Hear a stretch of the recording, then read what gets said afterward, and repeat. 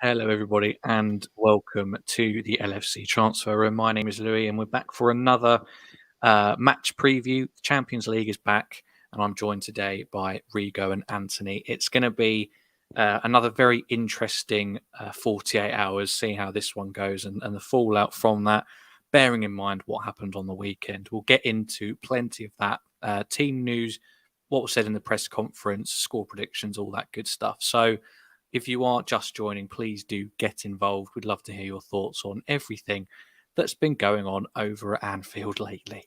Rigo, start with you. How are you doing this evening? Doing pretty well, Lewis. Looking forward to tomorrow's match. Hopefully, we can get a win out of that, get us, at least maintaining pace in the Champions League. But looking forward to see what lineup changes Klopp throws out there. And I know probably tomorrow will be time to experiment. So definitely looking forward to it. Absolutely. And Anthony, how about you? How are you doing? Doing great. I'm quite disappointed on the back of that Brighton match. Obviously, performance went there. Champions League, we started off quite slow, but I'm hopeful we can get a result against Rangers. They're not the greatest of opposition, so yeah, quite an optimist for this match. Ooh, Anthony going straight in there with some heat for Rangers. So hopefully there's no Rangers fans watching. But no, I kind of get where he's coming from, Rigo. Like, this is a great opportunity to kind of separate ourselves from what's going on this season. The Champions League is a knockout competition. It's a lot of one-off games that, anything can happen in. So really, in a season that's not going so well at the moment, this is a great chance to just get some results, get out of that group, and then just see what happens, regardless of the rest of the season in the Premier League, right? Definitely. It's the one place where we can just worry about the matches at hand and not worry about how many points we have at the end of the season or how much ground we have to make up. And it being a knockout competition, we can kind of just focus on that and focus on the task at hand. Rangers aren't playing particularly well. They did beat the Hearts over the weekend, but overall their form hasn't been the best. I believe they lost 3 out of their last 5. So hopefully we can tack on a 4th loss there for them. In the Champions League, they've actually the level up in competition has seen them, really take it to the chin. They lost 4-0 to Ajax and then 3-0 to Napoli. Bear in mind we did get our butt beat by Napoli as well, but I feel that tomorrow we should be able to win comfortably, hopefully, and allow some of those younger players or new players like Arthur time on the pitch in a more comfortable setting as opposed to the high pressure that we're dealing with in the Premier League weekend in, weekend out. Absolutely. Thank you to everybody who's just joining. Apologies that we've gone live slightly earlier than usual. So if you're just joining, please do continue to get involved in the live chat. Let us know your thoughts on this upcoming game against Rangers, and we will definitely discuss all of your thoughts and questions, etc.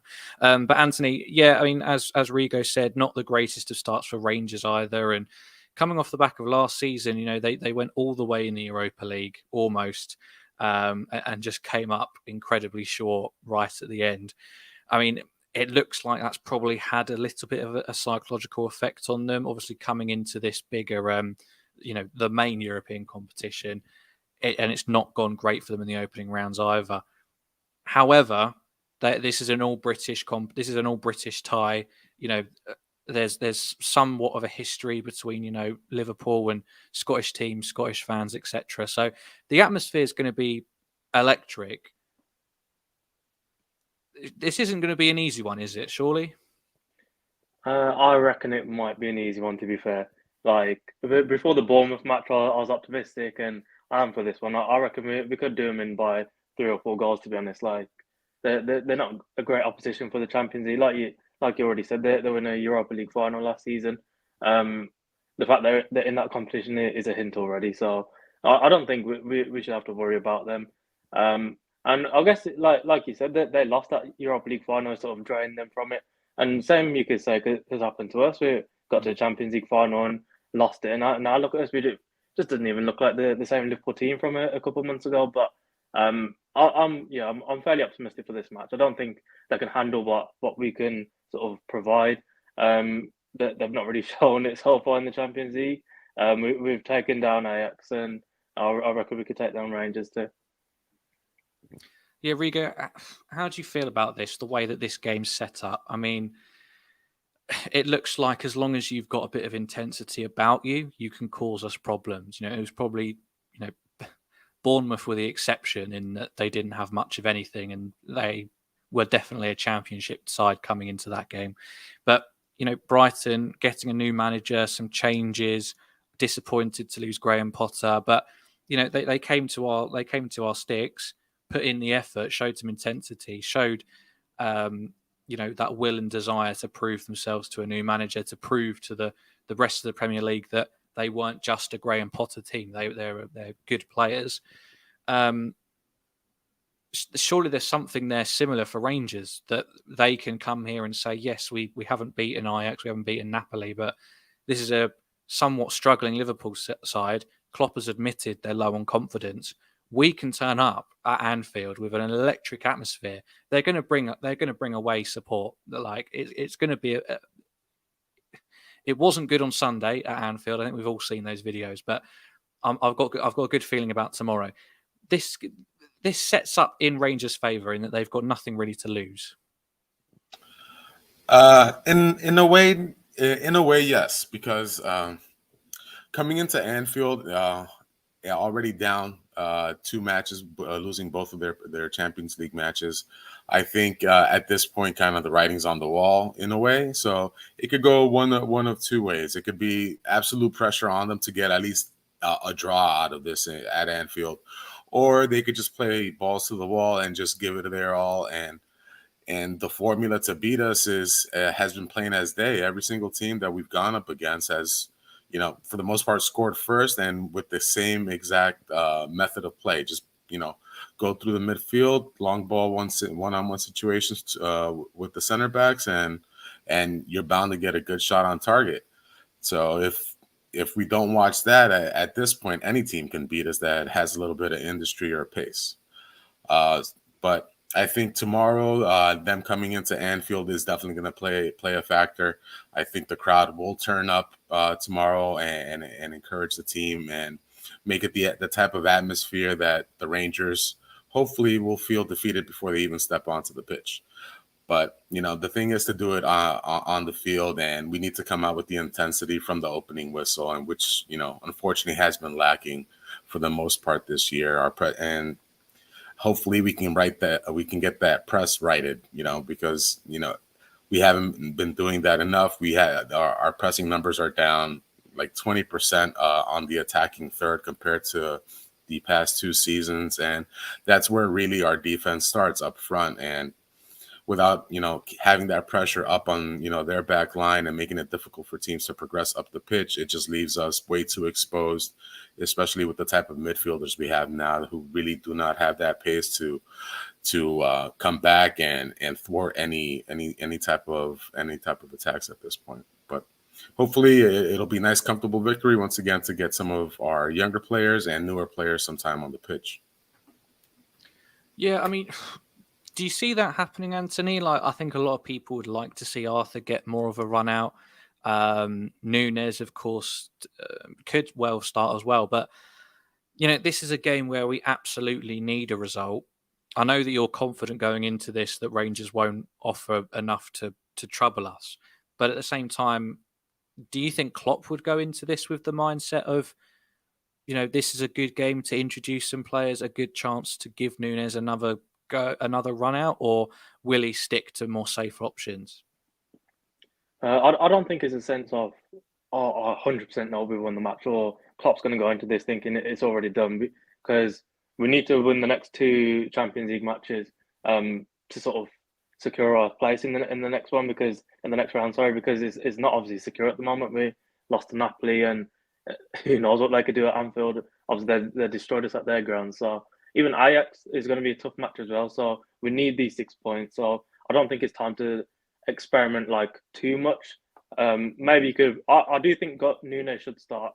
He's not had that proper opportunity yet to even play a full 90 minutes. I think Arthur should start. Elliott is not really providing defensive cover, and same with Henderson. But I don't think I'll be too fussed with whoever's playing in midfield, because like I was saying, I just think we've got that much quality ahead of Rangers at the moment. But I don't think we're going to see too many changes. But the shouts in the comments as well for even Gomez to start ahead of Trent, which I forgot about Gomez playing right back as well. Quite decent, and a little fun stat. He's got a highest win percentage for a defender last season playing at right back, even ahead of Trent. Obviously, small sample space of matches, but he's a decent shout, to be fair. Defensively, I think he's more solid than Trent, but obviously he's not as good going forward. But you probably need that defensive cover for at least for the next few matches, just to get Trent some rest and to get his his mind back in the right place. Absolutely. I mean, thank you everybody who is joining, by the way, and getting involved in the live chat. It's very active now. If you haven't done so already, please do like the video. It greatly helps us out. And please do subscribe to the channel as well. We go live every night at 7:30-ish, and we cover all the games as well. So stick around for that. Yes, speaking of players who could probably, well, it'll be interesting to see what happens over the next few games. There's one that I think has gone under the radar a little bit, and that's Fabinho, Rigo. I think a lot of people have picked up on the fact that his performances haven't been great, but I think, the Henderson agenda and certain and the Trent agenda as well. Obviously, they've all got their merits. They have been poor, but that's kind of overshadowed what's been a pretty invisible, not invincible, an invisible start for Thiago, for Fabinho. Sorry, it's felt like he's not had that same presence in the number 6, and that may well be because of people around him not performing up to scratch as well. But in that Brighton game, I think a lot of people picked up on Klopp shouting something at Fabinho, and definitely seeming not very happy with him. I mean, this would have been almost unthinkable to suggest a year, even 6 months ago. But is it time to not drop him, but consider somebody else filling in that role for a little bit? Does he need some competition? I don't know. I think it's a multitude of factors there. I think he's having to do way too much covering in that midfield now. And instead of being able to kind of cut out a team's attack, and pick his spots and run to where the danger is or cut off that pass before it's made, he's having to cover too many holes in that midfield. And we're just going to wear him down eventually. His form has dipped from the considerable how well he's played, at his peak. They have dropped down a bit, but I think it's a factor of who he's playing with, and also, again, alluding to our pressing numbers being down around 20% compared to the previous seasons, and they're attacking third. He's having to cover too much. There's too many options available for other teams to make passes to, and he's getting played through more easily. Again, he's not the paciest player. He relies on his guile and tactical awareness and intelligence to be in the right place at the right time. And when things are collapsing around you, it's kind of hard for you to do that. And especially when you have teammates dropping off, either whether it be Elliott or Henderson just dropping off their man at the wrong time, or not covering the space that they are supposed to cover. It just makes everyone look bad, and that's contributing to Van Dijk and Matip kind of looking out of place. It's contributing to Trent, being in those one-on-one situations where he's bound to get beat a lot of times. So I think it's time, from what we've seen from Stefan Bastecic, he looks a player. He looks like he has a proper head on him, and it looks like he'd be comfortable at least, grabbing some of those minutes off of Fabinho.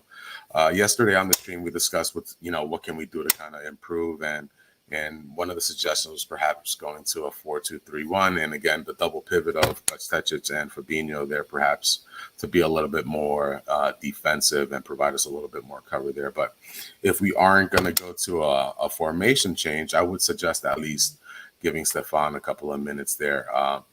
He's a player who's going to improve. I'd rather give those minutes to a player like him than a Milner, for example. Yeah, Anthony, what's your take on this whole Fabinho thing? Like, I think we could all agree that it's not just him that's leading to this feeling that his performances aren't great. Like, there's obviously other things going on, but generally, should we be asking for more from him? Should we expect more no matter what? Is it time to think about, could Arthur deputise there for a couple of games? Do we put Henderson there for a couple of games? And I know what the answer to that is going to be, but what's your take on this?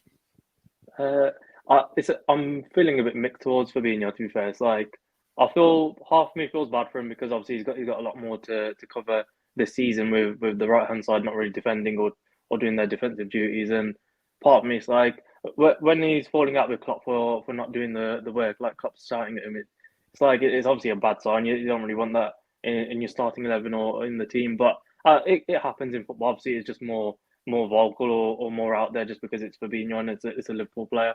Whereas I'm sure it happens all the time with the lower teams. But in the long term, I think once our midfield sorted, then he's a nailed-on starter. There's no one that really competes for that spot with our current midfield. But I think you were pointing towards it as well, Louis. In the summer, we should have bought a backup for him.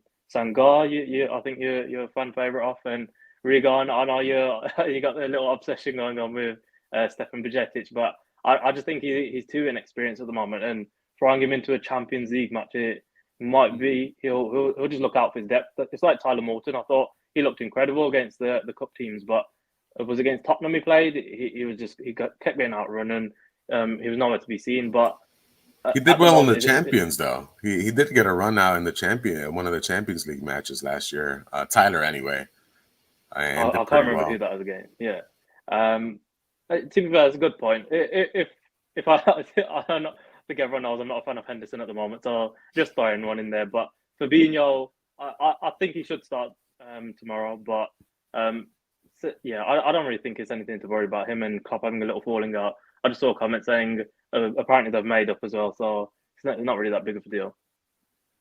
I mean, leading off of Fabinho, somebody else in that midfield who, I mean, has won our only player of the month award so far, and I think has been somewhat of a bright light. But there's questions over kind of where he fits into this team, and that's Harvey Elliott. Where you go, and I kind of understand it.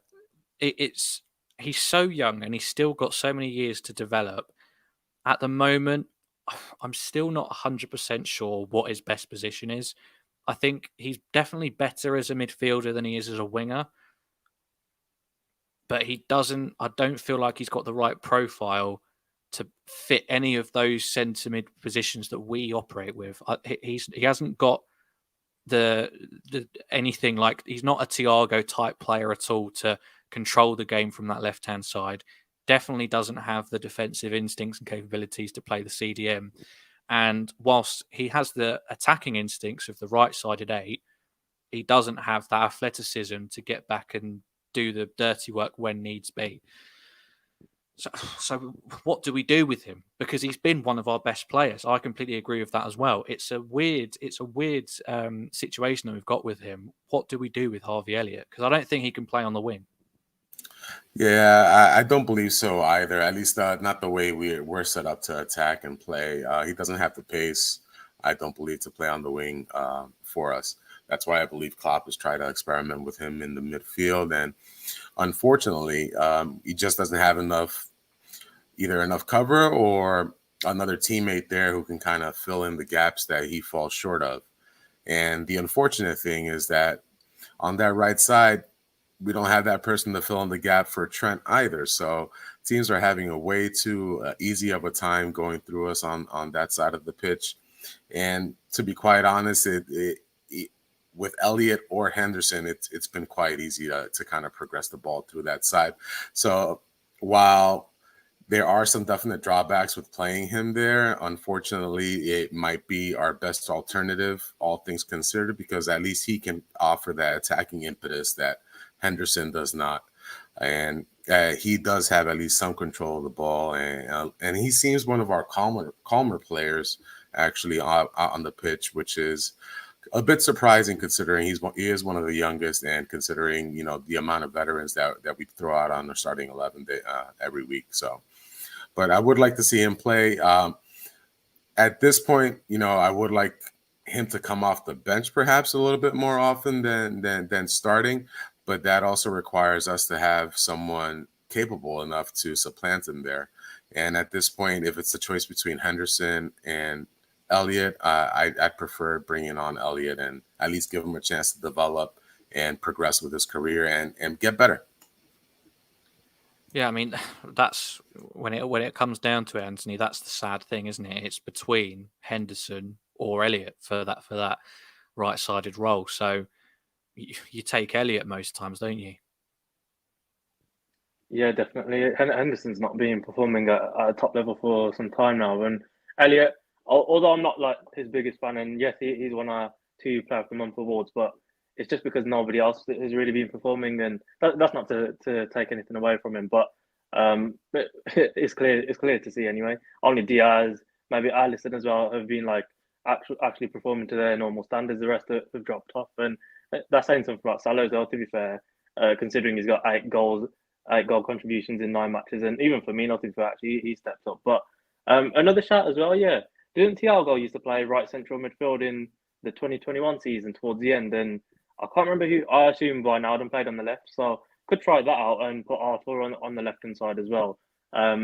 With obviously Fabinho in the middle. So it's a horrible situation to have at the moment. But when Ox and Keita are back, I think we'll be a lot more secure in that right hand side. But for now, it's horrible. Like everyone can see it, man. Half the goals that we concede, or 90% of the goals we concede, are just coming from that right hand side because none of them could defend and none of them are tracking back.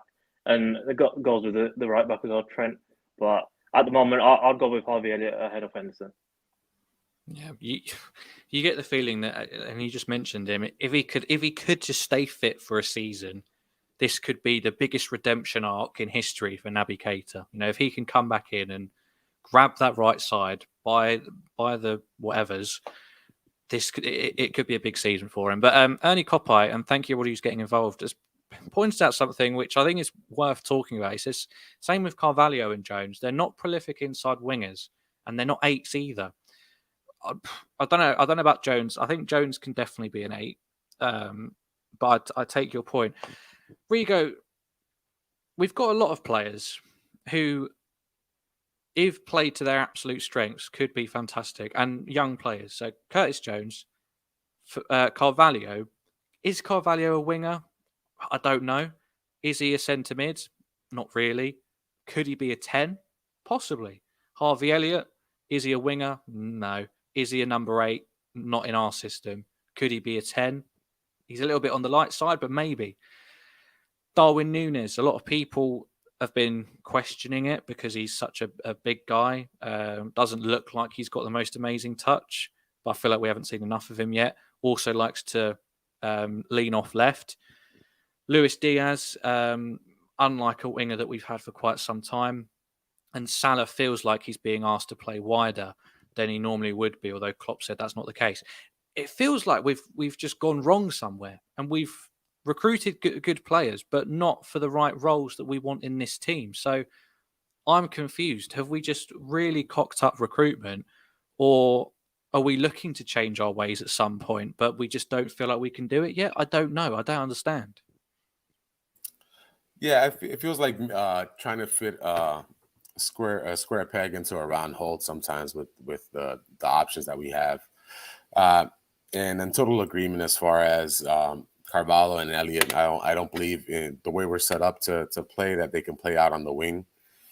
I think they're more, attacking mid options, but that would require a formation change. And unfortunately, we have not seen that evolution just yet. We have seen an evolution in style of play, and quite obviously, you see where Trent's playing. He's anywhere on the pitch at this point. You saw him travel all the way from the middle all the way to the left side a lot of times. And again, I'm not really sure why we're doing that when we're having so much exposure on that defensively on that side. So it just makes tracking back that much more difficult. But with our evolution in play, I don't see how immediately they can just get dropped into the lineup and contribute. I feel like we would need to make more of a tactical switch or formation change to kind of accommodate them and get our best players out on there, out on the pitch at all the same time. And unfortunately, we haven't seen that from the get-go in matches. We've seen Klopp change to it, towards the latter stages of a match, even go 4-2-4 at one point, I believe, against Everton, trying to snatch that win. But I would like to see a little bit more experimentation and playing and putting players in the best position to succeed.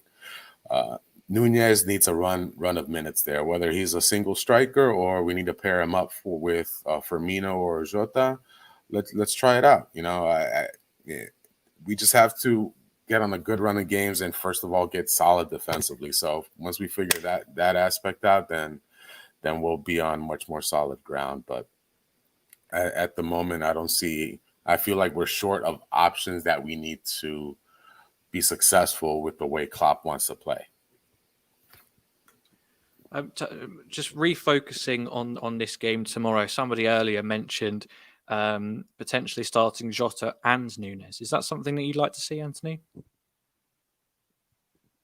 I don't mind Jota on the wing, to be fair. On the left wing, on the right wing, he's not great. So, but at the same time, Diaz has been performing at such a top level. You can't really bench him, but it's a nice option to have up front. But I just wish the midfield we had the same issue. But with I'm still optimistic about Nunez. I think too many are writing him off like far too easily, man, or far too quickly. Sorry, he's got 2-3 goal contributions, and like I said, he's not really even played a full 90 minutes yet. So once, like Rigo said, once he gets given that sort of run of matches to actually perform like the likes of Haaland has had, then I'm sure he'll be firing non-stop. Not necessarily to the level of Haaland, but to a decent level. And same with Jota. It's annoying. Well, it's not really annoying. It's a nice option to have, like I just said, to pick. Who do we play up front? Do we play a guy with 16 goals last season, 20 goals last season, 30 goals? I don't mind if either of them start, but my preference at the moment would be Nunez, Diaz, and Salah for this specific match, just because I think Nunez needs that time to still adapt to this team and offer what we bought him for. I mean, in terms of Nunez, and it feels like we talk about him most days, Klopp has again felt the need to come out and publicly defend him again. Revealing that him and Pep sat down with him yesterday, I think, and had a one-to-one and said, we're calm about everything. There's no need to worry. It doesn't read very well, Rigo, does it? Like, don't get me wrong. I back Nunez 100%, and I'm really, really hopeful that he will come good. And I think he's already done a pretty decent job with what he's been given. Just with everything that's been said about him and everything surrounding him in terms of, people going after training session videos, pre-season friendlies, finding all of this stuff and just creating this, literally cannot do right from doing wrong around him. Do you get a bad feeling that it's just doomed to fail a little bit? And the fact that now he's had to come out and say, yeah, we're calm about it, and we've told him that we're calm. We told him we don't want him to worry. Suggests that he probably is worrying, and they're probably not that calm about it. Yeah, it's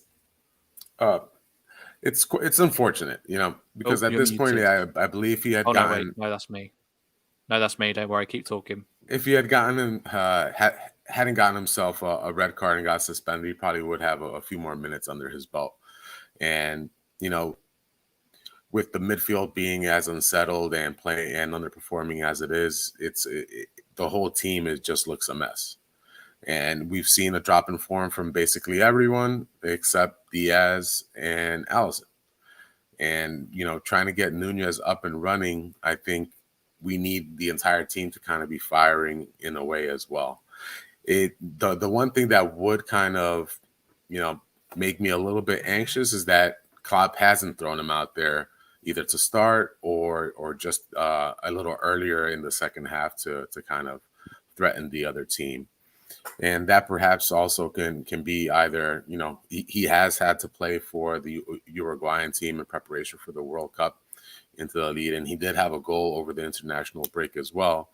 And that could be a factor in, and also him getting acclimated to our mode of play. But at this point, I think he just needs to get on the pitch. And the only way he's going to settle, all the naysayers, and the only way he's going to gain that confidence is not on the practice pitch, but in actual matches. So he definitely needs to play.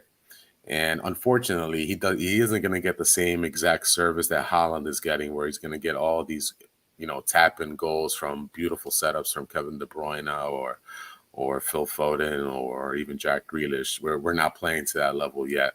Hopefully we can rediscover that form and start providing service to all of our attackers. But we kind of have to temper our expectations on Nunez because, again, we aren't playing to the levels that we're accustomed to. So how can we expect him to start banging in goals immediately when we aren't doing that with whoever's playing up front? So I'm very calm about it. He has the talent. We saw it on display last season. We saw it in the Champions League, and he has all the skill set and tools to make it happen. He might not be the most gorgeous player as far as his footwork is concerned, but what we're asking of him, which is to get open, head in goals, release powerful shots, and just provide a threat, he's more than capable of. Just before we get into the predictions, Josh Kennedy, thank you very much for joining and getting involved in the stream. Our local Rangers fan says Ryan Kent versus Trent will be a great battle. I mean, this has kind of been the long march home for Ryan Kent, hasn't he? He was brought to Rangers by Steven Gerrard, wasn't he? And now finally, a few years later, coming back a seasoned veteran up in the Scottish League, playing against a Trent Alexander-Arnold, who, Anthony, is in pretty low confidence, pretty bad form at the moment. I think it's okay to say that. That it could be interesting, couldn't it? A lot of goals have come down our right side. I think Hyla was pointing out earlier in the stream. It's one to watch for sure, isn't it? Definitely. I forgot Ryan Kent even played for Rangers, to be fair. But I used to love Trent.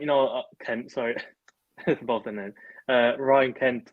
I remember there's this pre-season friendly against Bayern Munich, and I saw him he's just so quick with his feet. I was thinking, mate, I'm getting him on the back of my shirt, and then I think we sold him, or he went on loan in the transfer window a couple of weeks later. So I was like, oh, doesn't matter. But he's a great player, and obviously quick with his feet. We've seen worse. I think we've seen worse players get at Trent's side this season already. So it's definitely going to be a tough battle for Trent.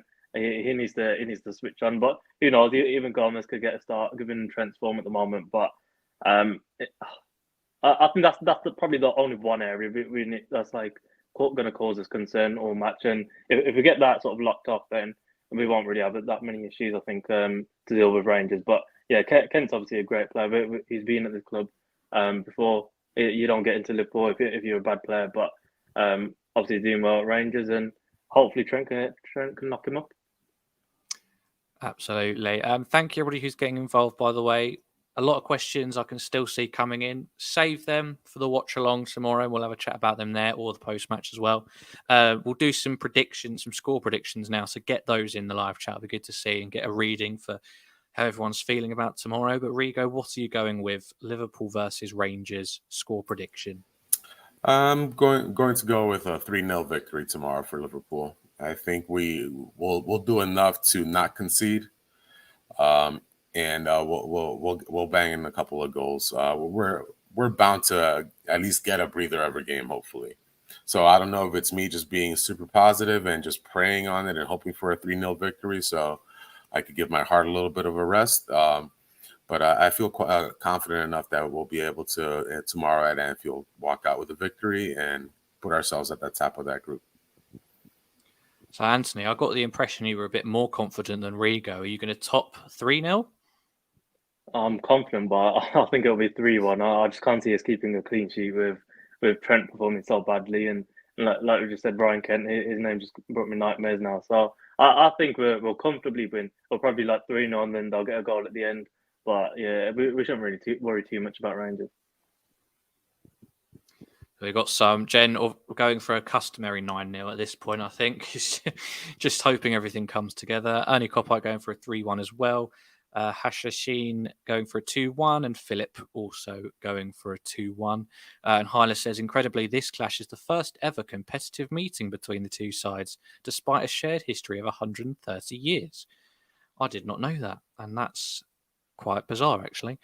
We'll end it on that one. Josh Kennedy, the Rangers fan, has gone for 2-1 to Liverpool. So even Josh thinks that we'll somehow find a way to pull through despite our quite bad recent form. So that's a nice vote of confidence, I feel like. But Rigo, Anthony, thank you very much for joining us for this match preview of the Champions League match day 3, Liverpool versus Rangers, tomorrow at 8 o'clock. Live watch along on this channel from 7:30. So please do join us for that, for full commentary as well as post-match reaction. Thank you very much, everybody in the live chat and watching. It's been a great stream once again. So thank you very much for watching, and we'll see you in the next one. Take care.